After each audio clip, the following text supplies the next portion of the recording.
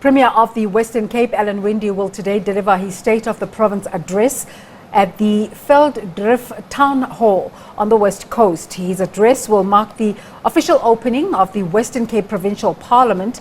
Winde is expected to outline his provincial government's plans relating to various issues, including unemployment, COVID-19, job creation and efforts to fight crime. The province is leading calls for the removal of the national state of disaster in South Africa. Vanessa Poonah is on that story. A very good morning to you, Vanessa.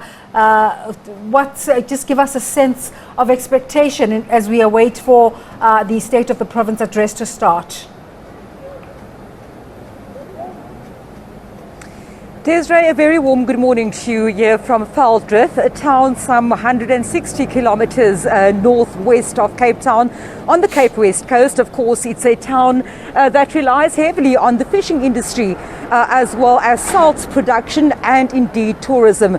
Now, just a short while ago before we came on air, I went around to a local coffee shop and I spoke to the owners telling us that the past 2 years have been extremely difficult for them. They're telling us, for example, that they had to close down shop for 7 months. And of course, recovering the economy after the fallout of COVID-19 and the subsequent lockdowns. And indeed, as you've mentioned there, the national state of disaster is indeed something that has become a bit of a mantra for Premier of the Western Cape, Winde. He's always maintained throughout this pandemic that one has to balance lives with livelihoods, and we can expect him to touch on what exactly the province has achieved over the past year and also where to from here from an economical point of view. Let me just tell you that around this time last year, you'll recall, Desiree, that South Africa had just kicked off its vaccination campaign, starting with the inoculation of health workers and indeed the president of the country in February last year. That was at the Khayelitsha District Hospital. And so we can expect that the Premier will indeed make mention of how the province has fared during the past few waves of the pandemic. We know that from a national point of view, the health minister has said that vaccinations are seeming to be on the decline in recent days and months, and we expect the Premier to talk about the vaccination rollout just as we exit the fourth wave here in the Western Cape.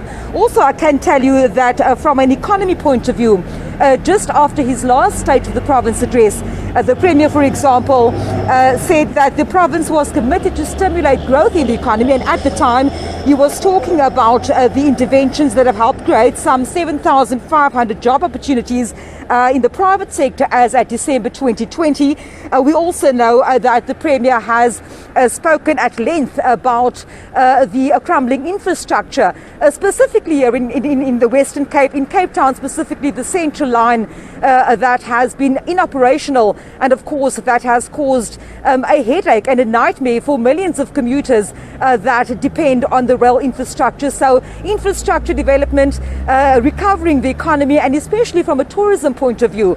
I've mentioned earlier on in my intro there, Desiree, that Velddrif tourism is indeed one of the pillars of the economy here, and we know that the Premier has met with business people in this region, and they of course would have spoken to him about the expectations and also how the Western Cape government can assist in terms of recovery after the 2 years of the pandemic, which the Premier says is now becoming endemic, something we have to live with, and I do expect that he will again make his views on an end to the state of disaster known when he does indeed address the members of the provincial cabinet. Here behind me, of course, I'll step out of shot just to give you a view.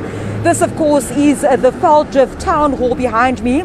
Over the past few years, Premier Winde has taken the opening of the State of the Province address and the opening of the Provincial Parliament to various places around the Western Cape, starting in Mitchell's Plain, and then last year in the historic town of Genadendal, and that, of course, in his bid to bring the Parliament to the people. So lots of interest here in Voortrekker Road. That's, of course, the main road here in in Velddrif at the moment, and you'll see some activity behind us as invited guests and members of the provincial legislature start making their way inside this town hall for the Premier to start his address. That, of course, is due to kick off at about 11:15 this morning. We also know that due to COVID-19 protocols, not all the members of the Cabinet and the provincial legislature will be present here. We do expect that some will be following via virtual link, as well as from the legislature itself at number 7 Wales Street in the city centre.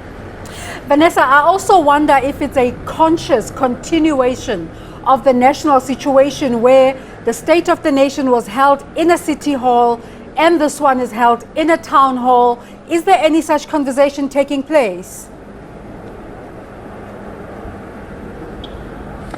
Look, Desiree, I can't speculate at this moment. Safe to say that we know the reason why the State of the Nation address was literally forced to be held in the Cape Town City Hall, of course, following that devastating blaze which gutted big parts of Parliament on the 2nd of January.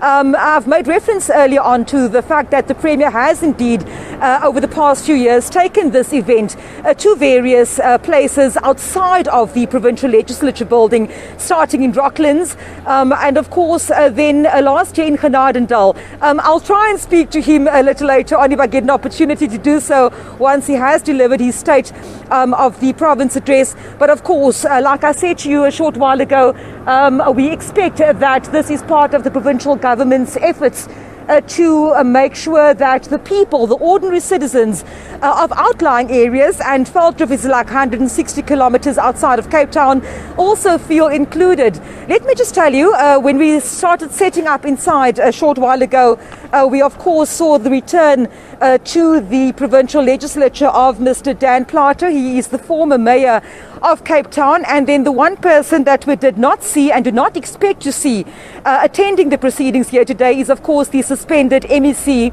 for Community Safety, Albert Fritz. Now you will know that he was suspended last month, that of course following reports of allegations made by a number of staff, interns, etc., around allegations of sexual abuse. And of course we do know that the Premier has initially come under fire for not making all the details known, but having told us in an interview that he's done that at the insistence by the complainants. And also we know that a report has been commissioned by an independent investigator, Advocate Jennifer Williams. At the time, the Premier said that he was hoping that that report would be concluded within 2 weeks or so, and so we'll certainly be asking him about that, because of course as the President, the Premier, and every single person living in South Africa really knows that the second pandemic, as it has been dubbed, is indeed one of gender-based violence, and it continues unabatedly here in South Africa. So of course we do expect the Premier to touch on that issue as well. That drive by the province to persuade the President to bring to an end the state of national disaster, do we know if that conversation is gaining traction, Vanessa? Look, I know the President also agreed when he delivered the State of the Nation address just the other day that he agrees that the state of disaster has to come to an end, but can only happen once the necessary legislation and policies, etc., are in place. Now, it is something that the Premier has consistently called for, saying that South Africa and the Western Cape indeed needs to have a complete lifting of those restrictions. And being on the President's, is it the Command Council, the PCC, may get the name wrong, but I do know it's of course where all the premiers meet with the President over this period of COVID-19 to give their inputs, and that usually then informs also the decisions made at that high level.